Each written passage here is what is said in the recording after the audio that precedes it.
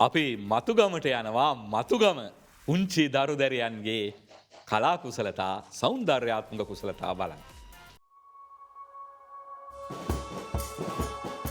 මේ ඉතින් මතුගම මෙරිල් කාර්යවසම් මධ්‍ය මහා විද්‍යාලය.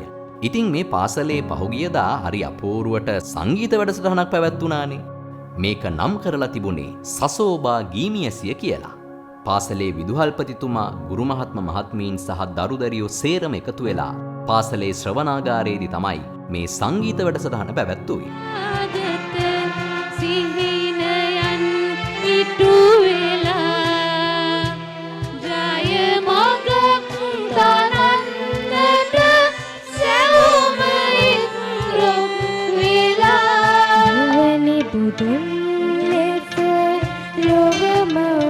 බලන්නකො ඉතින් මේ පාසලේ දරුවන්ගේ දක්ෂතා.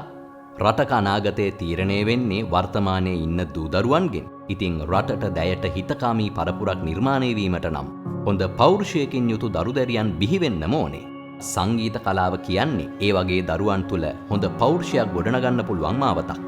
පාසලේ දරුදැරියන්ගේ ගායන හැකියාව මෙන්ම නර්තන හැකියාවද මේ සසෝබා ගීමියසිය තුලින් අති උත්කර්ෂවත් ලෙස ඉදිරිපත් කෙරුණා වගේම ප්‍රසංගය සම්පූර්ණයෙන්ම නොමිලේ ප්‍රදර්ශනය වුණා. පාසලේ දරුවන්ගේ දෙමාපියන්, පාසලේ ශිෂ්‍ය ශිෂ්‍යාවන්, ගුරුවරුන් සහ ප්‍රදේශවාසීනුත් මේ ප්‍රසංගය නරඹන්න එකතු වෙලා හිටියා.